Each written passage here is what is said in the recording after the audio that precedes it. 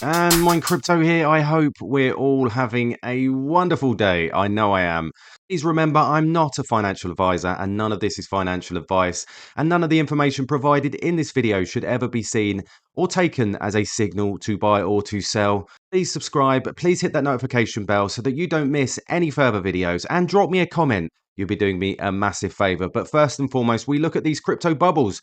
And as we can see, we're up one rank to 69 with a market cap of $1.47 billion, with a 24-hour volume of $31 million. Currently, the price of Quant is $122. We are down 1.8% in the hour, down 5.4% in the day, and down 16.3% in the week. Is this the last shakeout? Well, we'll have to wait and see, because everything is looking rather red. But remember, this doesn't bother me because I am here for the long term. I believe in Quant. But we look at this first and foremost. We saw this yesterday, a large amount move from Binance Exchange to private wallet. And there was a transaction of 5,129 Quant, which is $659,000. Absolutely huge. And 4,000 of that moved from OX60 to OX21. And I hear rumblings, and you can see that just here, that movement, which is suggesting that people are still buying it. The big boys are still there. Maybe girls. But we also see Quant, a biggie here, large text from Binance to a private wallet of 2,943. And that's $380,000, accumulated 7,257 Quant in the last 7 days, which is absolutely huge. Then we look at the spot exchange reserves, and as we can see, they are dropping. It's dropped since yesterday from 244 to 242,000, and we're seeing this steady decline over time, which is exactly what you want to see. Now, I get lots of people say, with all these large texts, why is the price not going up? This, in my opinion, is why. Quant spot exchange, as you saw from today, is 242,000. It was 244 yesterday.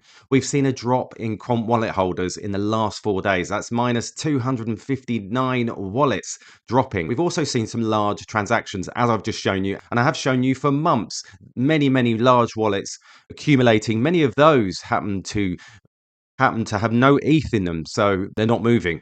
My guess in this scenario is a lot of retailers are getting fatigued and they're seeing those other projects, those meme coins. So what are they doing? They're moving their funds over because they see Quant as something that's not moving. And as we can see here, we've got holding addresses from the 18th of March, 152,359. Then we've got here 152,061 on the 21st of March. So we can see a very steady decline in holders because people are getting bored. But we saw this today. I'm going to leave this with you. We saw this from Nick Kerrigan on LinkedIn, Managing Director of Head of Innovation at Swift. He said, I'd like to highlight that we see our work at Swift as very much collaborative and complementary to mBRIDGE and other CBDC initiatives. Now, many other projects will have you believe that Swift is going in one direction, but as I've always said, they will be collaborative. We'll use many different technologies, and he says here, we are seeking to solve interoperability across multiple national and regional platforms for digital currencies and assets, covering a wide range of use cases as described in the recent report. As such, it's not an either or situation. We are open to work with a wide variety of partners across the global sector, just as we work with 38 diverse institutions in phase 2 sandbox. And we can see this from Miles Bron a while back. This was in November 2023. He says here, breaking Project mBRIDGE by the BIS was just featured in the latest Quant video. This is massive.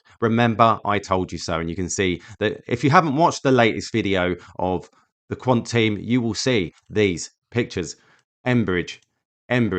So absolutely huge. Now, we also see this from November 2023, a great video here on Project mBRIDGE, which was featured in Quant's recent video. Remember, it's Overledger that provides the plumbing for the CBDC jurisdictions. And again, showing this photo here during their video compilation. Let's have a listen to this. We built a platform, and the platform follows something that we call the common platform approach. I'll spend a little bit of time kind of looking at this high-level network topology, explaining what the platform does, and then I'll move and talk a little bit about the pilot itself. So I think that if there's one image that kind of represents how the platform works, I think it would be this one right here. So the common platform approach, really, you can think about that as the circle that's in the middle. What's important about this circle is that it imposes a certain amount of common standards that are specific around kind of the settlement infrastructure. So it's a common settlement infrastructure for all the participants on the network. It's worthy to note that the participants on the network, as you can see, moving from the center outwards, are the central banks, and then the commercial banks corresponding to each central bank. The corporates and any other business function users actually sit outside the platform and request transactions from the direct participants on the platform. So there's a distinction between direct participants that are central banks and regulated financial institutions and everybody else that would sit outside the platform. Within the perimeter of the platform is divided up into 4 quadrants, in this case because we had 4 participants. If there would be more participants, which there will be in future phases of this work, of course, those quadrants would get smaller and smaller pizza slices. Each quadrant represents a sovereign jurisdiction. You can think of each quadrant as being sponsored by the central bank that represents that jurisdiction. The onboarding and offboarding of the commercial banks is done by that central bank, and there are certain rules that can be there are certain rules that can be relevant to each quadrant that are mostly around custody of funds. So you can think about the fact that the central bank is the governing structure on their quadrant, and that central bank not only can onboard and offboard their commercial banks, but they can also set different custodial rules for their commercial banks. At the center of the platform, of course, lie the central banks, and what you can see is a little bit of a difference between the arrows that connect those central banks versus the arrows that connect the commercial banks. What that means to indicate is that the central banks that sit at the center of the platform are fully connected and effectively operate the consensus protocol of the platform itself, meaning that they're the ones that operationally kind of keep the platform up and running. So on top of that, so we have 2 layers. We have the circle, that is the common settlement structure. We have the quadrants that are superimposed on top of that are the individual jurisdictions. And then overlaid on top of that, the third kind of layer that you should think about in the topology are the arrows themselves. And the arrows you can think of as the pipes through which the CBDC moves. And you can see that the pipes form a connected graph between the central banks running the consensus protocol, and all of the commercial banks effectively feed into the central banks who operate the platform. These arrows can move independently. The pipes move independently of the jurisdictions, meaning that, of course, a CBDC that's issued within one jurisdiction can freely float into other jurisdictions, enabling this peer-to-peer settlement in central bank money domestic to the context of the transaction. What are the key attributes of the platform itself? There's 6 of them that are noteworthy. The first one is that we have central bank money on ledger, so central bank money that is issued directly onto the ledger. The next one is the ability to take offshore delivery, and this is probably the most significant departure from the current model, is the ability to accept central bank money in an offshore jurisdiction. The third one is settlement finality. So the platform enables point-to-point instant settlement with finality in real time 24/7. The fourth one is integration with RTGS systems. So the mBRIDGE platform doesn't require as a prerequisite having a domestic CBDC.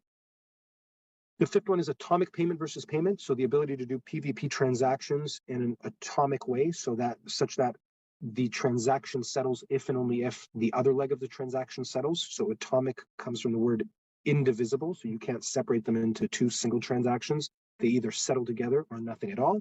And then the last one is single platform interoperability. It connects central banks and commercial banks across jurisdictions because we're using this single common platform. So there you go, guys. You can see there integration with RTGS system, the real-time gross settlement system. We've also got the atomic payment versus payment. We've also got the single platform interoperability, connects central banks and commercial banks across jurisdictions. And we know that Quant has been working very closely with the Bank of International Settlements. So there you go, guys. Just a quick update. I hope you enjoyed this update. All the best, and I'll catch you later.